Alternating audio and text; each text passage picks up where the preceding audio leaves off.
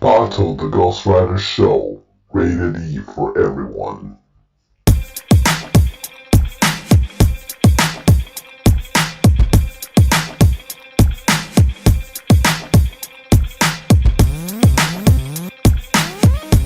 You're listening to Bato the Ghostwriter Show.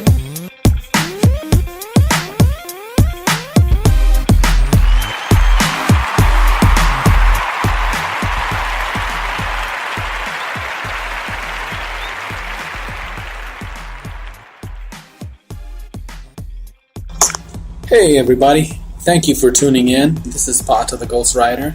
As always, very thankful that you are here because I know you have options. And how do I know? Because I listen to a lot of those options. In fact, I just finished listening to Joe Rogan, one episode where he's got Kevin Smith with him. So that's two of my mentors right there, I couldn't help it. I had to listen to it, right?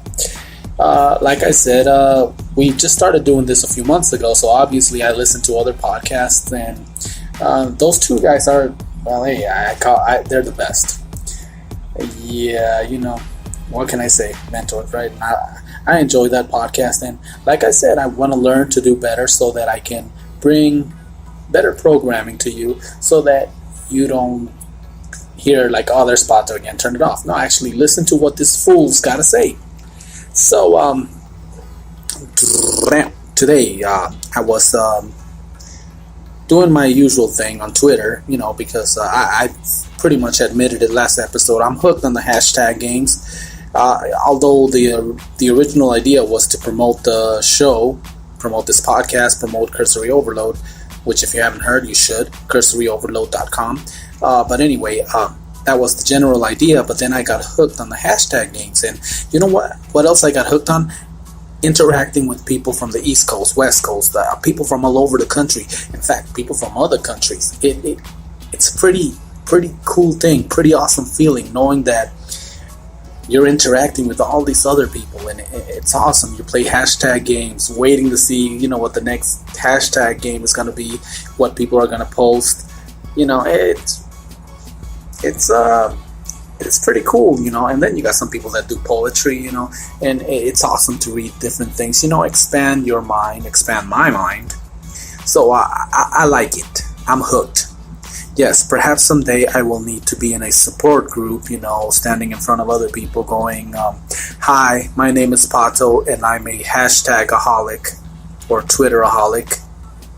And they'll just be like, hi, Pato, we're all Twitter-aholics. I'm just kidding. But bottom line is, it's a lot of fun.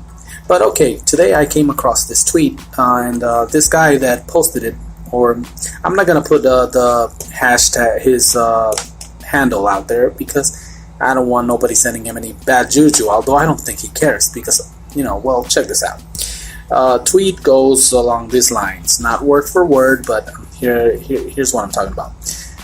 He posted that he was getting gas, and in his vehicle he has a sticker that says F Trump.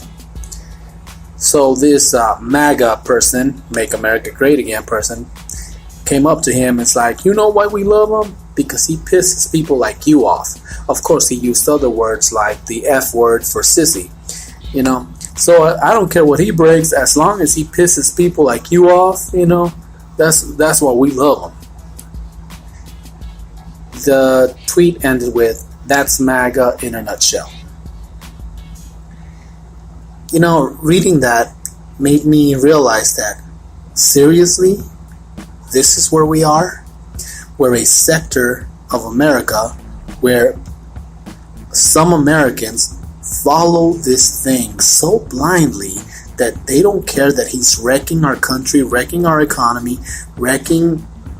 and you might be going, like, the economy's doing great. Hey, those tax breaks that he gave those big corporations, and that right now some of the people that have 401ks saw those 401ks go up, that has a price tag, and the check is coming, and who's going to be stuck with that?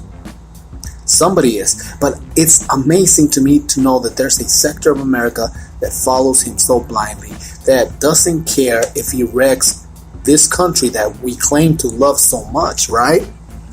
Or that you claim to love so much. and you don't care if he wrecks it as long as he pisses a certain demographic off. How stupid is that? You know, this is serious. It's something that I never thought I would experience here in our great country. America is great, has been great. We're going through, after November 2016, we're going through some issues, but we need to correct that. So I'm going to urge everybody to register and go vote. And let's vote for candidates that truly and really put America first. Not a certain group. Not somebody that claims that they're going to drain the swamp when they are part of the swamp. All he's doing is getting rid of competition. And if you can't see that, come on. As Americans, we all have access to basic education. Come on. You cannot tell me you don't see this. You cannot allow your prejudice to, unless you really don't love this country. Because quite honestly, right now, it hurts me to see that he is destroying our democracy. Our democracy is in danger. 242 years of a system that has been the envy of the world. We've accomplished things that, as a nation, the USA is a teenager. We're still growing. We are still finding our identity. I mean, we're a young nation that's accomplished so many great things because of our diversity, because we are a nation of immigrants from different countries, obviously, immigrants that make this nation strong. And this is why the USA has accomplished so many great things. And that system, that democracy, is under attack right now by the person that is holding the office, that it's his job to defend it. But the agenda is not, America is not his agenda. Making America great again for who? Not for you. The average, everyday American. The average, everyday Joe like us, Quite honestly, like I said, the economy appears to be doing well right now. But all these things that he's done will take a toll. Something's got to give. And we're going to find ourselves again in trouble, in a recession, depression. And they don't care, right? The 1%ers, the people that he's helping with his tax breaks, they don't care. Why? Because they can afford to go through this recession and probably 100 others together. But what about us? What about all those jobs that have been lost? What about him advocating for a Chinese phone company, ZTE? What happened to making America great? See what I'm saying? So this tweet, I usually stay away from politics, but that's the problem. A lot of the times we don't want to deal with it. We're so sick of it. We're tired that we don't want to speak on it anymore. And that's the problem. We stay quiet. We allow these people to continue on doing what they're doing. And we can't no more.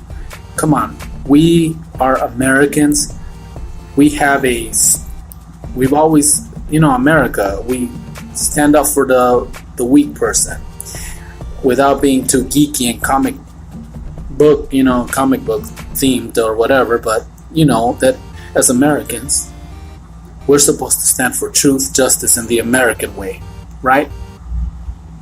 That's not just a Superman thing. That was something, in fact, a lot of those comic books used to bring some type of value. It was what it was.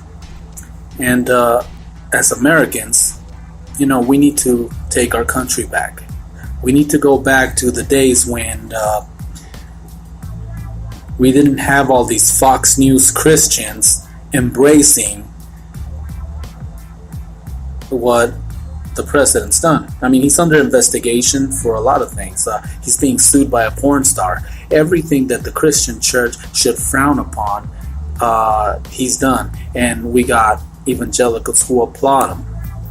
And while Jesus forgives, no doubt about that, still that makes him unfit to be where he's at.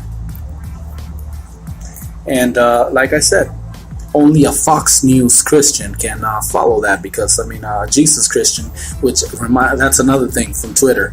I read this tweet from a retired pastor that he had some MAGA people knock on his door, and they knocked on his door and they started giving him their spiel, and he's like, look, listen, I'm a Jesus Christian, not a Fox News Christian. And once he stated that, I guess they left, got rid of him. And that's the reality that we're in right now. A lot of us Christians, have gotten to the point where we're afraid to identify as Christians because of the Fox News Christians that align themselves with Trump. The kind that embrace his immorality, the kind that embrace his adultery, the kind that embrace, I guess the type that need $54 million jets, because I guess that's how Fox News Christ rolls. That's all I'm saying. It's for Christians. Christians need to we need to put ourselves in check. I attend a church where at the beginning of the campaign, even the pastor was like, "Oh, you should hear out what he's got to say." When he said that, I was like, dude, we're about the same age. We grew up in the 80s. We read the news, him beating his wife, raping his wife, stuff like that. How can you even say that? How can you align? And that's the problem. A lot of people think conservative and Christian is the same thing, and no, it's not. But okay, that's too much politics right there. But bottom line is, this tweet today inspired me to speak on things that normally I won't, because it's getting to that point where, come on, we need to point out what's wrong. And you hear it from everywhere. There's so much information, so much misinformation too. But bottom line is, we need to register to vote. We need to go out there and vote for candidates that truly embrace America, that truly care about the everyday American, not the top 5%, not the top 1%, not the rich. That, those tax breaks, how did he sell them to America? Oh, we give this tax breaks, and then the rich will invest, and you will have jobs, and come on.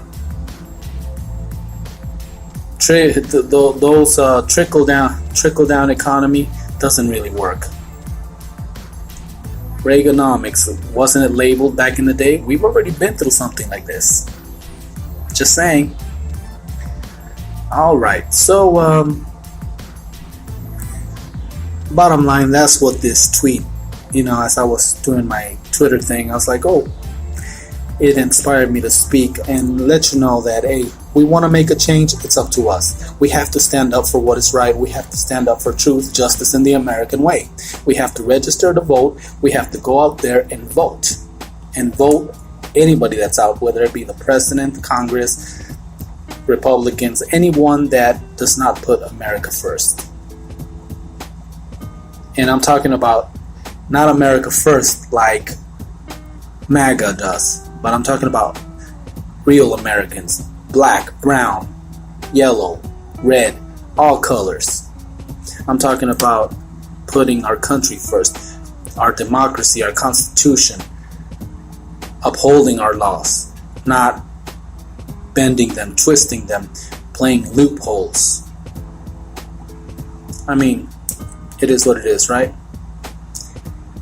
I don't know, maybe we're from a different time, different generation. We grew up watching Mr. Rogers. Maybe this new documentary will trigger something back and remind us that, hey neighbor, we're supposed to do what's right. We're Americans. Well, that being said, I'm going to cut it short here because, well, I gotta go back to work because obviously I'm doing this during my break, because even though it's